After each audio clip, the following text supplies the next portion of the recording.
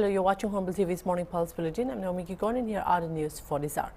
US President Donald Trump and Russian President Vladimir Putin are holding talks with senior officials at Joint Base Elmendorf-Richardson in Anchorage, Alaska on Friday local time. Putin is joined by Foreign Policy aide Yuri Ushakov and Foreign Minister Sergei Lavrov, according to Kremlin spokesperson Dmitry Peskov. Trump is accompanied by Secretary of State Marco Rubio and U.S. Special Envoy Steve Witkoff.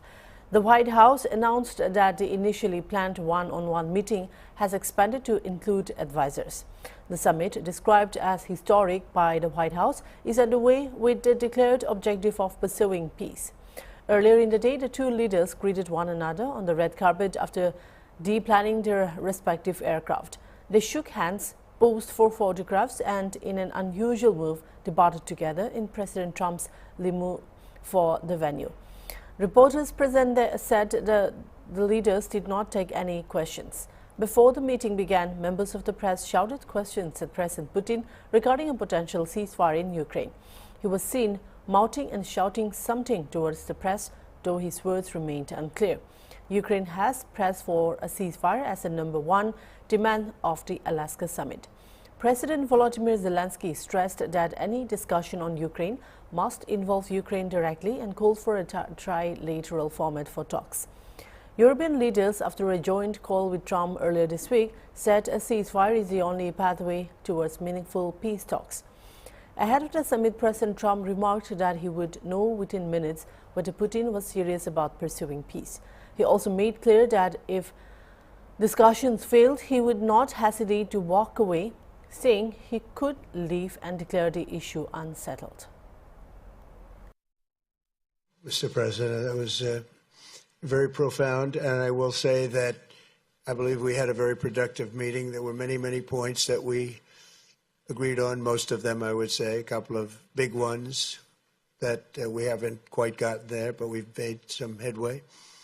So there's no deal until there's a deal. I will call up NATO in a little while. I will call up the various people that I think are appropriate, and I'll, of course, call up President Zelensky and tell him about today's meeting. It's ultimately up to them. They're going to have to agree with what Marco and Steve and some of the great people from the Trump administration who've come here, Scott and John Ratcliffe. Thank you very much. But we have some of our really great leaders. They've been doing a phenomenal job. We also have some tremendous Russian business representatives here, and I think, you know, everybody wants to deal with us. We've become the hottest country anywhere in the world in a very short period of time, and we look forward to that. We look forward to dealing. We're going to try and get this over with. We really made some great progress today. I've always had a fantastic relationship with President Putin, with Vladimir. We had many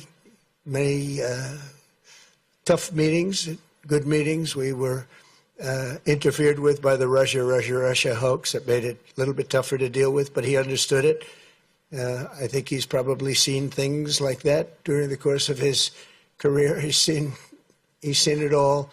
But we had to put up with the Russia hoax. He knew it was a hoax, and I knew it was a hoax. But what was done was very criminal. But it made it harder for us to deal as a country in terms of the business and all of the things that we'd like to have dealt with. But we'll have a good chance when this is over.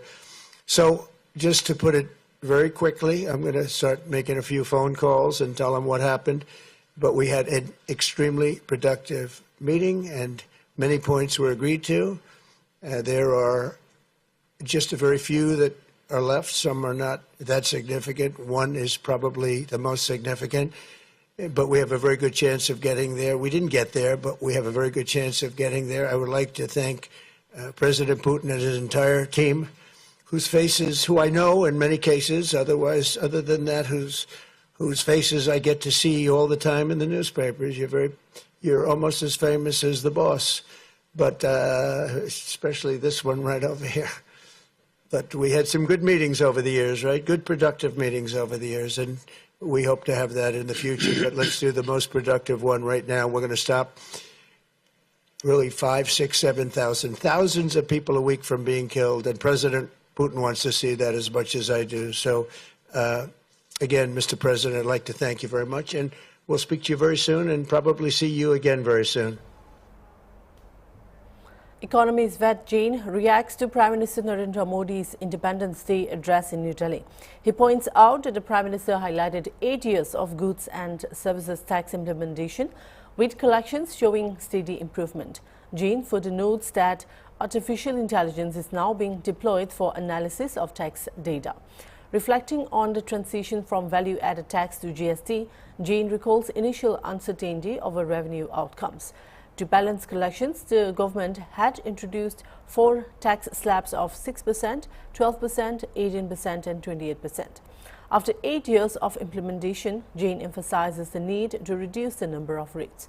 He indicates that India is likely to move towards 2 primary slabs, a standard rate between 12 and 18%, alongside a merit rate and a demerit rate. He concludes that structural reform is critical based on India's overall GST experience. This announcement is basically to announce that 8 years have gone for the GST, and we have a lot of experience. Collections have improved. I believe the data analysis which is being carried out, AI being used. On that basis, the GST Council is seized of these issues. You will recall when this GST was introduced, it was introduced as one nation, one tax, and the idea was to bring at least if not more, but at least 2 rate structure. But considering the fact that it was a transition happening from VAT to GST, first time experience, so there was a possibility that the revenue collection may not be of that level which the government expects.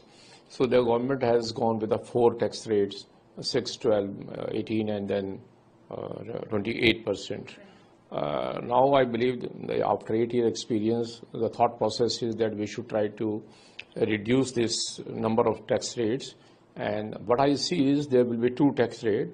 One is the standard rate, which will be worked out between, I believe, somewhere between 12 to 18, in between the rate will be worked out, and another will be merit rate, which is some day-to-day consumer goods which will need a concessional rate. Those are merit goods, daily consumption goods. And then there will be a third, is a special rate, which is a demerit good, which we call luxury item, etc. So this is a big reform so far the rate structure is concerned. And then there is a structural reform which are required. Over a period of experience now, there are many industries where there are inverted duty. So on that part also the Prime Minister, I believe, has said tax reforms will be made. So where it will be not a challenge when you have an inverted duty, that your input tax rate is higher as compared to the output. So with the result that always you have a surplus and you are not in a position to get it back. And the third, I believe, the reform which is biggest is the procedural, and I say computerization, etc. Exporters have a issue that the refunds getting delayed and there is a human intervention, etc. I believe the way in income tax, the human intervention has been almost brought to a negligible level because of the faceless assessment, online filing, etc. Though GST has the same issue, same structure, etc., but still there is a lot of human intervention by granting refund, input tax credit, denial of this. I believe this GST reform which the Prime Minister has announced as a Diwali gift will be a remarkable one. The way that government has taken a courage to introduce on 1st July 2017, I think the Diwali reforms will be another bold step which will be announced, I think, after the decision of the GST Council. Nagaland Chief Minister Dr. Nefidio has expressed deep sorrow over the demise of Governor La Ganesan, who passed away in Chennai, Tamil Nadu on August 15, 2025. In his condolence message, Dr. Rio said he was deeply saddened by the passing of the Honorable Governor and described him as a man of integrity, principle, great wisdom and moral strength. He recalled Ganesan's modest nature, selfless service and calm leadership, which endeared him to the people and will continue to inspire generations. La Ganesan was appointed as the 21st Governor of Nagaland on February 11, 2023. During his tenure, he worked to strengthen unity and promote development in the state. Dr. Anil BG, Director of Medical Services at Apollo Hospital, Chennai, confirmed that Governor Ganesan had been admitted on August 8 with a catastrophic intracerebral hemorrhage and coma. Despite treatment, his condition did not improve and he passed away at 6:23 p.m. The Nagaland government has declared 7 days of state mourning from August 16 to 22. The national flag will fly at half-mast on all buildings where it is regularly hoisted, and there will be no official entertainment during this period. President Draupadi Murmu, Prime Minister Narendra Modi, Tamil Nadu Governor R.N. Ravi, DMK MP Kanimoji and several other leaders have paid tribute. The President remembered his long and dedicated public service as Rajya Sabha member and Governor of Manipur and West Bengal, while the Prime Minister described him as a devout nationalist dedicated to service and nation building. BJP leader H. Raja said the last rites will be conducted at 3:30 p.m. on August 16, with the mortal remains kept for public homage beforehand. BJP's Tamil Nadu President Nainar Nachanthiran added that the body will be kept at Kannadasan ground near his residence on Saturday morning, with cremation scheduled at Besant Nagar Crematorium at 5 p.m.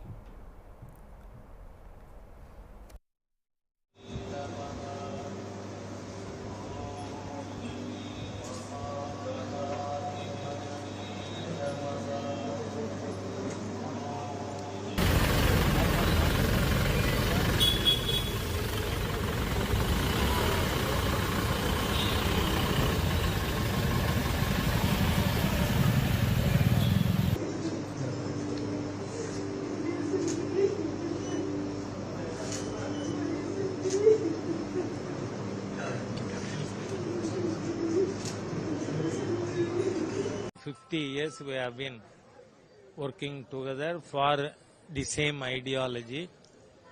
So I convey my condolences to the bereaved members of the family, and also only BJP is his home. So I share my grief with every worker of BJP, and the last rites would start by 3:30 in the evening, and before that his body would be kept for public to pay their homage at Kannadasan ground, which is just before his residence, in front of his residence. Okay, thank you. The Honorable Chief Minister came, and local body minister, Mr. K.N. Nehru, and also the Health Minister, they have all come, and especially the Health Minister, he oversaw the arrangements, and we get good cooperation from the state government. Okay, thank you. Governor and our senior leader. In fact, we feel that as if that we have lost our senior member in the family. Today, I can say that the second line leadership and the next generation leadership is indebted to our leader Srila Ganesanji. Last 30 years, because of his mentorship in several districts, today we could see that a lot of good leaders for the party. It is not only for the party but for the nation and society. And he always insists that our party should follow the values of democracy, and at the same time he used to tell us that the nationalism and also the language, that should be like a two eyes for us. So there are hundreds of incidents and experiences, and personally I feel that we have lost our valuable leader. So my deepest condolence to all the party cadres, his family members and his friends, and more importantly with the NGO Puttramarai. He has connected with hundreds of Tamil scholars who speak about nationalism and patriotism. And it's a great loss for us.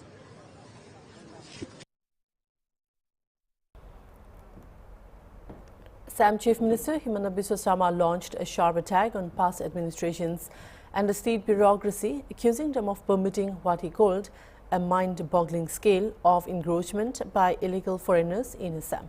Speaking during Independence Day celebrations, Sarma stressed that this issue is not just a law and order concern, but a struggle for survival for the indigenous people of the state.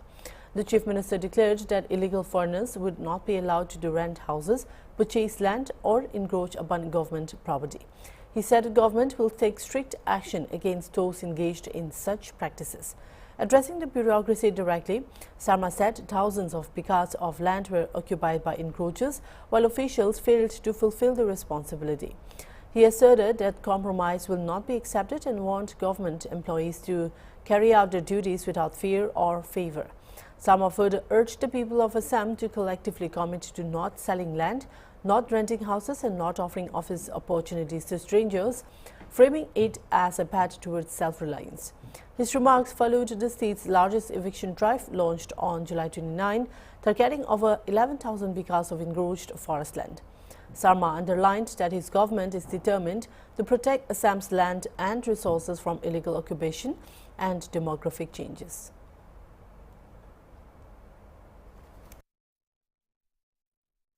আজি আমাৰ ঘৰতে অসমীয়া জাতি নিথৰুৱা হবলৈ ধৰিছে নামনি অসম আৰু মধ্য অসম আগ্ৰাসনৰ সম্পূৰ্ণ শিকাৰ হোৱাৰ পিছত এতিয়া এই অচিনাকি লোকসকলে উজনি অসম আৰু উত্তৰ অসমলৈ তেওঁলোকৰ আগ্ৰাসী ভূমিকা আগবঢ়াই নিছে আমাৰ চৰকাৰখনে জাতি মাটি ভেটিৰ প্ৰতি আমাৰ নিৰন্তৰ আস্থাক আমি স্বীকাৰ কৰি অসমীয়া জাতিক আমাৰ কৃষ্টি সংস্কৃতিক জীয়াই ৰাখিবলৈ আমি এখন ডাঙৰ যুদ্ধ আৰম্ভ কৰিছো যোৱা সময়ছোৱাত আমাৰ চৰকাৰে 1,20,000 বিঘা ভূমি বেদখল মুক্ত কৰি এক প্ৰকাৰ অভিলেখ সৃষ্টি কৰিছে স্বাধীনতা দিৱসৰ এই পবিত্ৰ পতাকাৰ তলত থিয় হৈ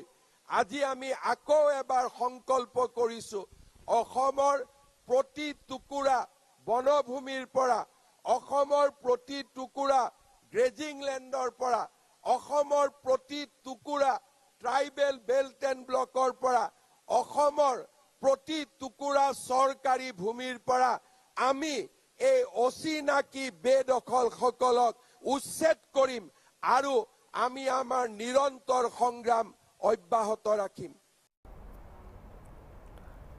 The Naga Students Federation has formally objected to the candidature of Vatsala Bankal for the NEET 2025 seat quota in Nagaland, alleging that she is not an indigenous inhabitant of the state and therefore ineligible for the reserved category. In a letter to the Chief Secretary, NSF President Metaviri and Education Secretary Temjen Doshi stated that Bankal, who scored 455 marks in NEET with an all-India rank of 113803 and secured the top spot in category 3 of the state list, is originally from Haryana. The Federation pointed out that although Bankal has provided a Kohima address linked to her father, Colonel Lovilesh Bankal's current posting as commanding officer of 1st Nagaland NP NCC, her domicile is Haryana and she does not belong to any recognized scheduled tribe of Nagaland. The NSF argued that the seat quota is meant exclusively for Nagas by blood and indigenous inhabitants as mandated by existing policies and constitutional safeguards for scheduled tribes. Allowing ineligible candidates, it warned, would deprive deserving indigenous students of opportunities and undermine the purpose of the quota system. The Federation also revealed that its Education Committee is conducting physical verification of documents for all state quota candidates this August. This includes mandatory scrutiny of scheduled tribe certificates and indigenous inhabitant certificates. Candidates unable to prove eligibility will be declared ineligible. Calling for urgent action, the NSF urged the Chief Secretary to disqualify Bankal from the state quota list and strengthen verification procedures to prevent such cases in the future. The Federation reaffirmed its commitment to safeguarding the educational rights of indigenous Nagas.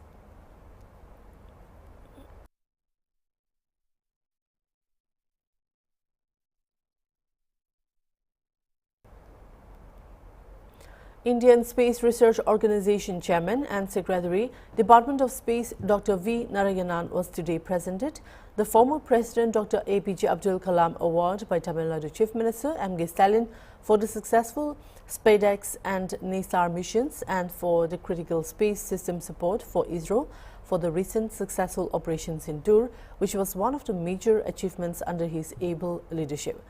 Dr. Narayan, in his brief tenure as DOS Secretary, has proven his visionary leadership with several achievements, including the 100th launch from SHAR range, the successful completion of base docking experiment mission, making India the 4th country in the world to achieve this, and the successful completion of Axiom mission, wherein the second Indian astronaut group Captain Subhanshu Shukla travelled to International Space Station and brought back safely. The award was also to hail the recent successful launch of the prestigious and technologically complex NASA ISRO synthetic aperture radar spacecraft using GSLV vehicle.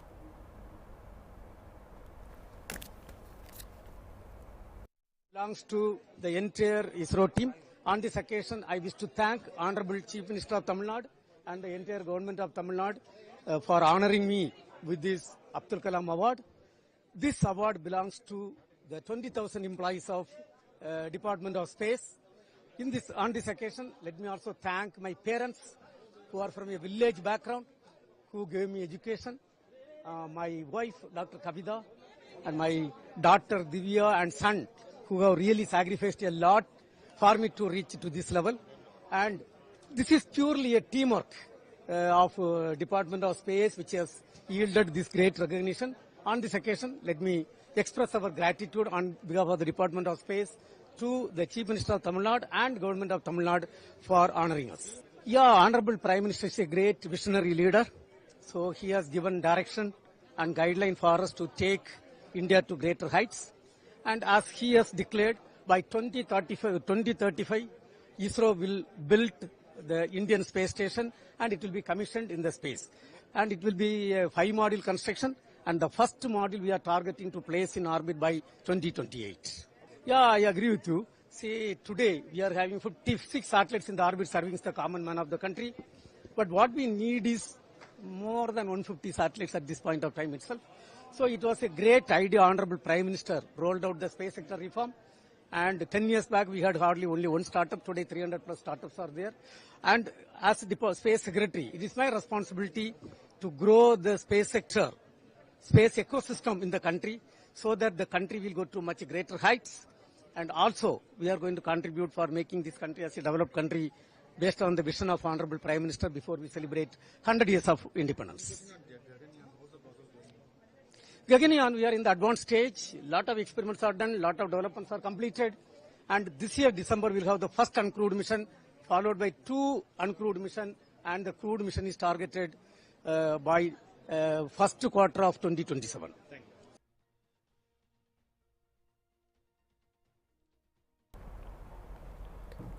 10 people, including 2 women and 8 men, were killed and 25 were injured after a bus accident in East Burdwan in West Bengal on Friday, said authorities. Taposh Ghosh, Superintendent Bardhaman Medical College, told ANI that among the injured, 5 people have sustained serious injuries. 10 people, including 2 women and 8 men, were brought dead and 25 injured persons have been admitted for medical treatment. Out of the 25 injured, 5 have suffered serious injuries. The group was coming from Gangasagar when the bus met with an accident, Ghosh said.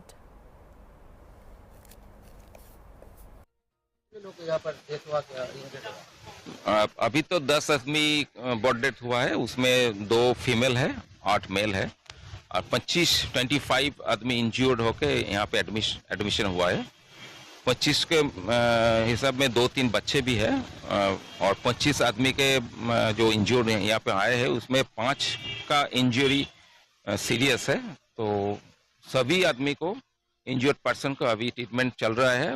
उनको जो investigation लग रहा है वो USG बोलिए, x ray बोलिए, CT scan बोलिए, वो भी हो रहा है। और हम लोग उसको ट्रीटमेंट दे रहे हैं।